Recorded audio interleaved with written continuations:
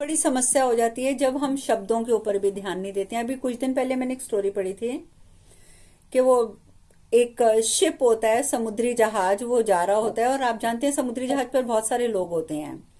और जब बहुत सारे लोग होते हैं तो उसमें बारी बारी से ना सबको एक वो मिलती है टाइम, एक डे होता है, फिक्स होता है, जिसमें आज सारा दिन का रजिस्टर तूने भरना है। तो उस रजिस्टर में क्या होता है कि सारा दिन में जो स्टाफ था उसने कैसा बिहेव किया, क्या किया, हमने उसकी एंट्री करनी होती थी।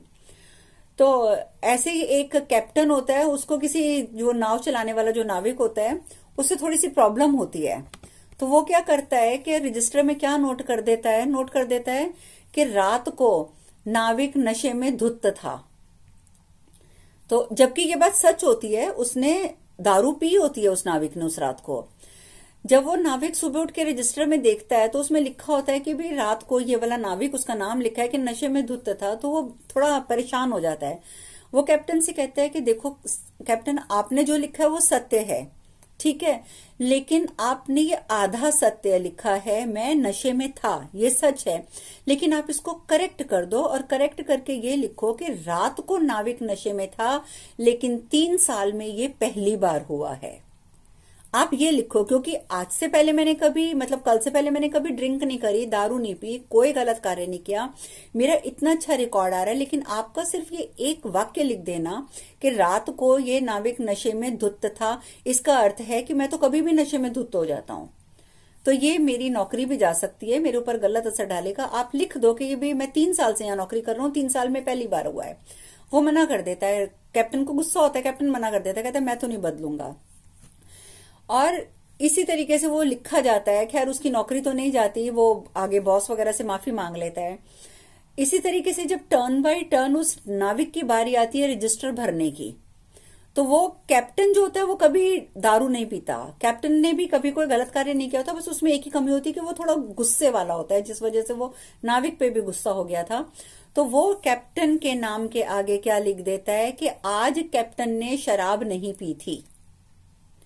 अब लिखा तो उसने सच है कि आज कैप्टन ने शराब नहीं पी थी, लेकिन आप अगर इसका अर्थ, इस शब्द का, इस वाक्य का अर्थ निकालें तो क्या अर्थ निकलता है कि यानी वो रोज शराब पीता है, आज उसने शराब नहीं पी थी, यही अर्थ निकलेगा ना उसका। तो एक हमारे इस वाक्य ने उसकी तो पूरी की पूरी जो एक इमेज थी, एक जो उसका व्यक्तित्व जो लोगों के समक्ष उसने प्रस्तुत करके रखा हुआ था, उसके ऊपर पानी फेर दिया। और यही छोटी छोटी सी गलतियां होती हैं जो हम लोग ध्यान नहीं देते हैं, परिवार में जो क्लेश का कारण बनती हैं कि हमारे किस वाक्य का क्या अर्थ निकल रहा है, ये हम नहीं समझ पाते हैं और उस वजह से हमारे घर में झंझट पड़ जाते हैं।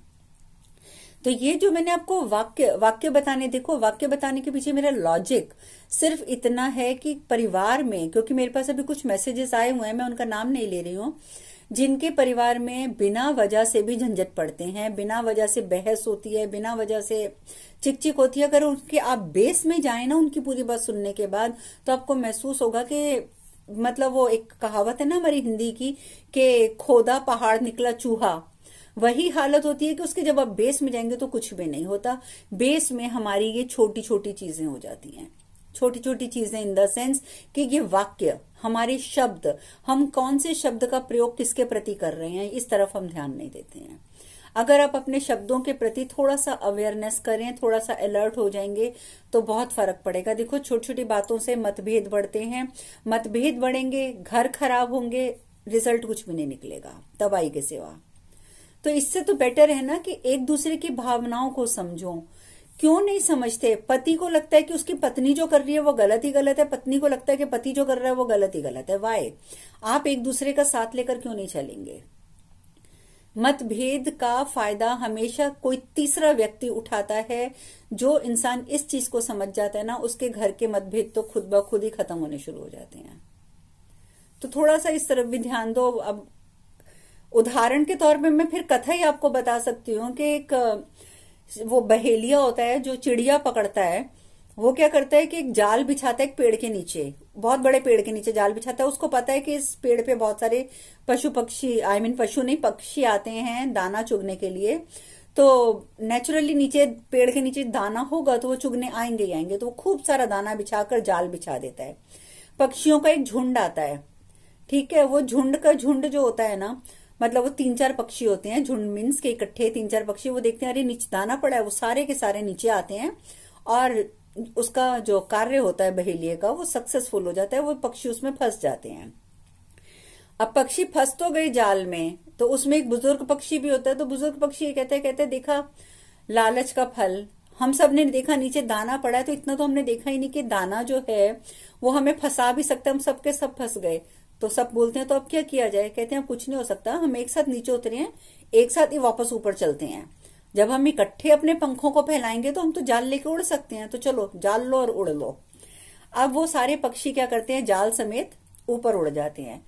अब वो उड़ के पेड़ पे नहीं बैठते, वो सोचते हैं पेड़ के नीचे बहेलिया, क्या पता इसके पास कोई बंदूक हो, कुछ हो, हमें मार डाले। वो उड़कर भाग, मतलब दूसरी साइड पे ऑपोजिट डायरेक्शन में उड़ना शुरू कर देते हैं। अब वो उड़ते जाते हैं, पीछे पीछे बहेलिया भागना शुरू होता है, वो आसमान में, बहेलिया धरती पर। तो जंगल में घुस जाता है वो बहेलिया, उनका पीछा करते करते। तो जंगल में एक ऋषि महात्मा होते हैं, वो तपस्या कर रहे होते हैं, वो देखते हैं एक आदमी भागता जा रहा है, तो वो ऊपर देखते हैं, क्योंकि उस आदमी की नजर ऊपर है, वो ऊपर देखते हैं तो ऊपर जाल लेकर और वो भाग रहे हैं, पक्षी भाग रहे हैं। तो जो साधु महाराज होते हैं वो उस बहेलिये को बोलते हैं अरे रुक जा, क्या कर रहा है तू बेवकूफी।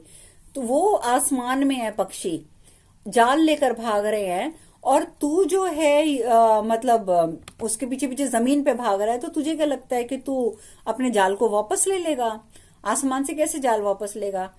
तो उस समय बहेलिया बड़े काम की बात बोलता है उस सन्यासी महाराज को, कहता है कि महाराज क्षमा करें, मैं रुकना तो नहीं चाहता था, परंतु आप महात्मा है, मैं आपको मतलब इग्नोर नहीं कर सकता, छोड़ नहीं सकता, तो मैं आपको एक बात पूछता हूँ, आपको क्या दिख रहा है। तो कहते हैं वही दिख रहा है कि पक्षी तेरा जाल लेके उड़ रहे हैं। कहते हैं हाँ, लेकिन आप जानते हैं कि वो पक्षी क्यों उड़ रहे हैं, क्योंकि वो एक साथ हैं। आप मुझे इंतजार है, मैं उनके पीछे भाग रहा हूँ, आपको मेरी बेवकूफी लग रही है, पर मैं बेवकूफ नहीं हूँ, मुझे इंतजार है, तो सिर्फ उस क्षण का इंतजार है कि कब इनके बीच में मतभेद हो, कब इसमें से एक आध पक्षी बोले मैं तो निकला जाल से बाहर और नीचे को आए, तो जाल मेरा अपने आप नीचे आ जाएगा। और वही होता है, उड़ते उड़ते इधर जाएं, कोई कह रहा है इधर जाएं, कोई कहे नहीं इधर जाएं, आपस में मतभेद होता है और अल्टीमेटली वो जाल समेत नीचे गिरते हैं। तो यही सिचुएशन हम लोगों के परिवारों में होती है। हमें लगता तो ये है कि हमने सिर्फ आपस में मतभेद किया है, लेकिन रिजल्ट क्या निकलता है, रिजल्ट ये निकलता है कि जो तीसरा व्यक्ति होता है लाइक बहेलिया, वो फायदा उठा के ले जाता है। तो आपस के झगड़ों को निपटाने का प्रयास करना बहुत जरूरी होता है। कई लोगों को तो ऐसी साइकोलॉजिकल प्रॉब्लम होती है कि यदि दो हस्बैंड वाइफ में अगर आपस में झगड़ा हो भी गया, और अगर वाइफ या हस्बैंड कोई ऐसे टॉपिक पे चर्चा भी करेगा, तो सामने वाला व्यक्ति मालूम है उस बात को समझने की बजाय क्या बोलेगा, अरे यही गलत था, देखो ये मेरे सामने कन्फेस कर रहा है, देखो ये कन्फेस कर रहा है, ये अपनी गलती मान रहा है, तभी इस तरीके की चर्चा कर रहा है। तो प्लीज ऐसी गंदी छिछोरी बातों की ओर मत जाइए, एक दूसरे की बात को समझिए, एक दूसरे की भावनाओं को समझिए। परिवार में क्लेश है तो उस परिवार में सफलता नहीं मिल सकती। याद रखिएगा, लक्ष्मी का स्वरूप माना जाता है पत्नी को, बेटी को और बहू को। और पत्नी, बेटी, बहू, इन तीन में से यदि आप किसी को गाली देते हैं, किसी के लिए आप अपशब्द बोलते हैं, तो आपकी जो लक्ष्मी है ना, जिसको आप पैसा भी बोलते हैं, वो भी आपसे नाराज होते हैं, और धीरे धीरे आप देखेंगे कि आपकी हालत भिखारियों वाली हो जाएगी। क्योंकि घर की लक्ष्मी की जहां इज्जत नहीं होगी, वहां पे लक्ष्मी का वास नहीं होगा। वहां पर तो समझिए कि आपकी तबाही कल, आज, परसों, कभी भी, लेकिन वो निश्चित है। और इस चीज को अगर आप समझ जाएंगे तो फायदा उठा लेंगे। जैसे हमारे ग्रुप में कितने साधक हैं, मुझे बहुत खुशी होती है जब वो अपनी बहुओं की तारीफ करते हैं, और मुझे खुशी होती है उन सासों के ऊपर जो बहुओं को इंट्रोड्यूस करते हैं कि बहू तुम भी आओ, इस ग्रुप को ज्वाइन कर लो। तो मुझे बड़ी प्रसन्नता होती है कि आपने यदि अपनी बेटी को ज्वाइन करवाया तो अपनी बहू को भी ज्वाइन करवाया। अगर आप बेटी को एक सत्कर्म के मार्ग पे ले गए तो बहू को भी आप अपने साथ लेकर चले। It's very necessary, and I am very happy कि हमारे ग्रुप में ऐसे मेंबर्स हैं। तो आप ये चीजें, आज मैं मंत्र जाप, ठीक है, मंत्र जाप करने से मैंने आपको बता दिया कि हमारे अंदर शुद्धिकरण हो जाता है, लेकिन उसके और क्या फायदे होते हैं उस वजह से, और हम मंत्र जाप करते हुए भी किस प्रकार से कटे हुए हैं अपनी फैमिली से, झगड़े में उलझे हुए हैं अपनी फैमिली के, वो डिस्कस करना बहुत जरूरी है। क्योंकि सॉरी टू से मुझे बुरा भी लगता है, लेकिन काफी मैसेजेस मेरे पास ये आए हुए हैं। तो प्लीज ये सब चीजें समझाने का मेरा मकसद यही है कि आप इन चीजों को समझें।